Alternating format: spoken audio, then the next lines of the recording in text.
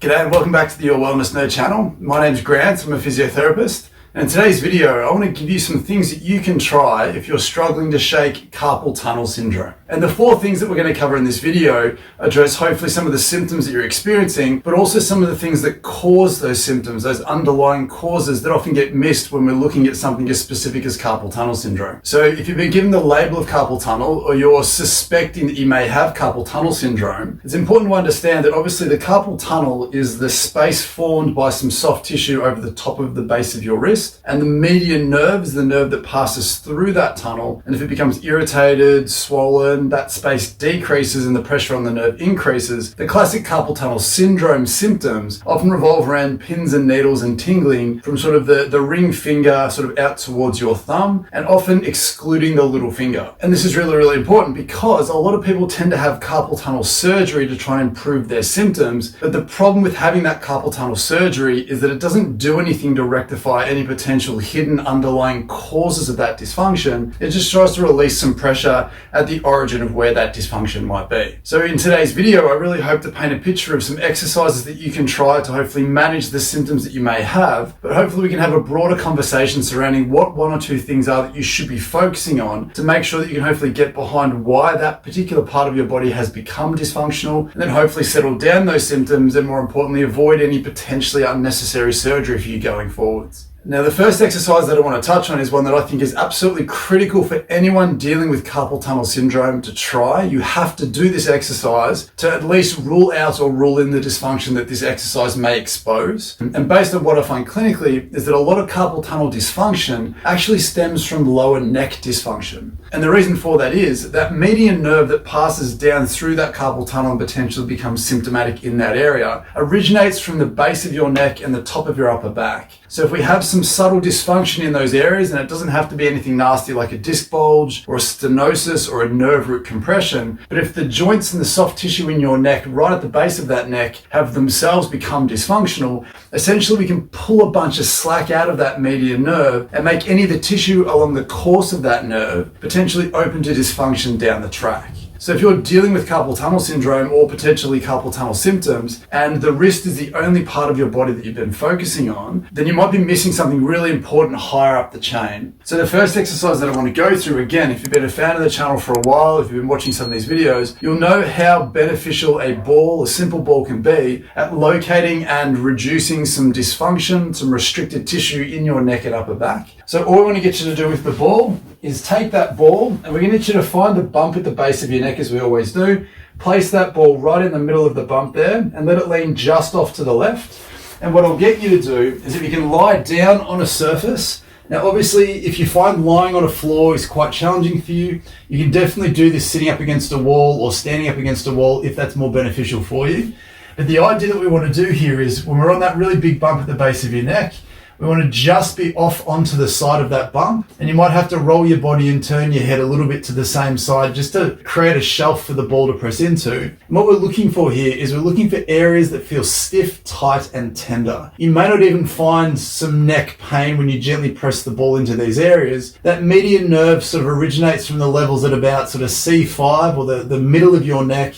down to sort of T1, which is the top of your upper back, the top of that rib cage. But ultimately we want to find anything in those areas, but potentially above and below those areas, which might also be feeding some dysfunction into that specific part of your neck, which the median nerve comes down through into that carpal tunnel. So essentially what I want you to do is see if you can find a stiff spot. Gently let the ball press in here. You don't have to do anything fancy. We're not rolling around, putting some constant pressure on areas that you feel are restricted. So spend 30 seconds, a minute on this area. Once you've had enough of that, move the ball down a little bit, down onto the top of your rib cage. Same thing, repeat that process, or move the ball up a little bit higher towards the middle of your neck. And again, the higher up onto the neck you go, you might have to twist a little bit more just to get a bit of pressure in the right areas. Again, we want to take note of whether you feel any of your hand symptoms increase or decrease while you're doing this, just so that you can get a strong sense of which level may be contributing to those symptoms and ultimately setting this up to be there. And then the second exercise that we can do with this is we can start to look more at the symptoms of the area. And because we're dealing with the median nerves that passes through that carpal tunnel,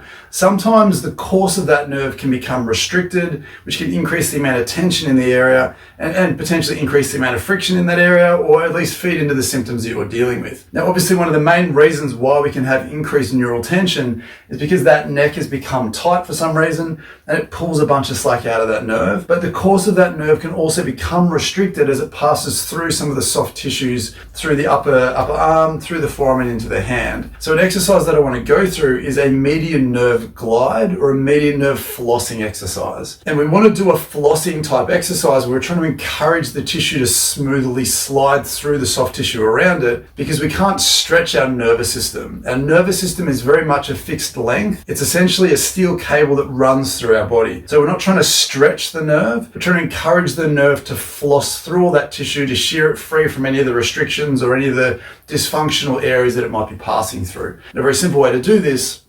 is if we can get your arm up into this position, and we can basically get you to bend your wrist back in this position to tension up the nerve and then come off that again, and imagine that you're flossing through that tissue as best as you can. Now, if this doesn't feel super tight to you, or you don't feel a line of tightness going down the middle of your forearm, we can get you to tilt your head away, again, to increase the tension first, and then do the same thing to try and gently encourage that median nerve to floss through that restricted tissue that might be there. And depending on how this feels for you to get into this end range position, you might find that when you put the tension through your wrist and forearm, you might need to take the tension out of your neck and then bend across and essentially imagine that you're flossing it through this way as well. But if you can hang some tension through your neck and then very gently explore how this feels to do, after about 10 or 15 of these, you might find that it gently starts to free up. It doesn't feel as tight as it did to start with. And again, you might feel some of the symptoms start to regress through that hand and potentially into the upper body. And another way to feed some slack into the area is that we can start to stretch some of the tissue in our forearm that median nerve passes through. Now, obviously, most of the symptoms that you may be experiencing might be into your hands and fingers. You might find that you're having to consistently shake your hand to try and relieve those symptoms, but we can't neglect the fact that your forearm tissue can become tight over time if you have carpal tunnel syndrome, or potentially preceding your carpal tunnel syndrome if that median nerve isn't gliding the way it could be, and especially if that neck's a little bit stiff in the first place. So a great exercise for this is we want to try and stretch the wrist flexors in the forearm to try and improve the mobility of that area. And a really nice way to do this is if we can have your elbow out straight, because a lot of those forearm muscles attach just above the elbow, and then we can gently bend your wrist back at the same time to go looking for some tightness in an area that's respectful to you. And to make this very specific to you as well, we can gently turn your wrist one way or turn your wrist other way, just to bias different parts of that forearm, just to see if that can improve the ability of you to find the spot that feels the most tight. And as we've gone through on the channel a lot, it's really important that when you're in this position that we don't just hold this position and hope that the tissue gives over time. And what I'd like you to do is, once you've found your best version of this stretch, I want you to basically push back into your other hand. So essentially trying to push your hand away and creating tension in the area that feels tight. So imagine I'm pushing my fingers back into my leg here, trying to tense the areas that I find are tight. What this does is this gets your brain involved, and it creates this reflex that once you stop tensing that tightness and you relax that activation, the tissue should give a little bit, and you should find that you can go a little bit further into the stretch than what you could before, and then you can repeat that process. And then what you should hopefully find is that wrist flexor tissue, that forearm tissue, should feel a little bit looser than it did previously, potentially feeding some slack into the median nerve and hopefully relieving some of the symptoms that you feel through that hand. And then the last thing I wanted to touch on here, and it wouldn't be a Your Wellness Nerd video if we didn't try and link back some of the causes of these issues to something more practical and something that you can also focus on improving. So as we always talk on the channel, if you found some genuinely stiff, tight and restricted parts of your neck, a median nerve that's potentially tighter than it needs to be, and some wrist flexors that are tighter than they potentially could be, and releasing those or relieving those genuinely impacts how your symptoms feel, we also need to have a very important conversation about why those things have become the way that they have, so that we can alter that to make sure that this doesn't want to keep coming back indefinitely. And generally what I find clinically is when we're trying to understand why a specific part of your neck that may feel stiff or tight may be there, Often we can look at the things that you do most often and most frequently for clues as to how you're loading up that area and why one specific part of your spine may become dysfunctional and preceded carpal tunnel syndrome. And again, based on what I find clinically, when we're looking at the stiffness and the tightness at the base of that neck or the bottom half of that neck and the top part of your upper back, often what we're looking for is the shapes and the positions that you're putting your head and neck into, potentially looking down, and for most people, potentially sort of rounding off those shoulders. And the reason why this is potentially important and something that you need to be aware of is because if you're someone who sits at a desk or uses your phone a lot or uses a laptop, or for example,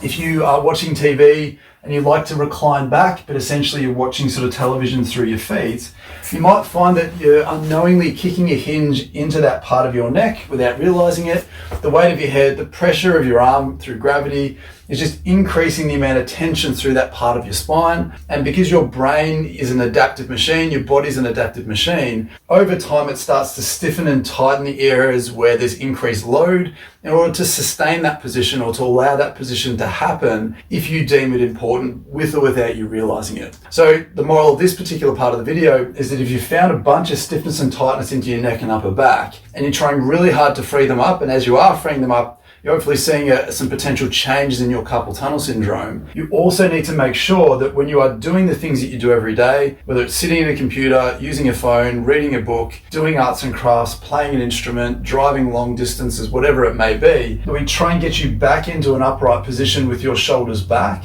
to distribute the load more evenly, as opposed to kicking a hinge into a specific part of your body and hoping that it survives. So it's really important to understand that if we're trying to free up the median nerve, free up your wrist flexor tissue, free up those particular sections of your neck, if you can't then put your neck and upper back into a better position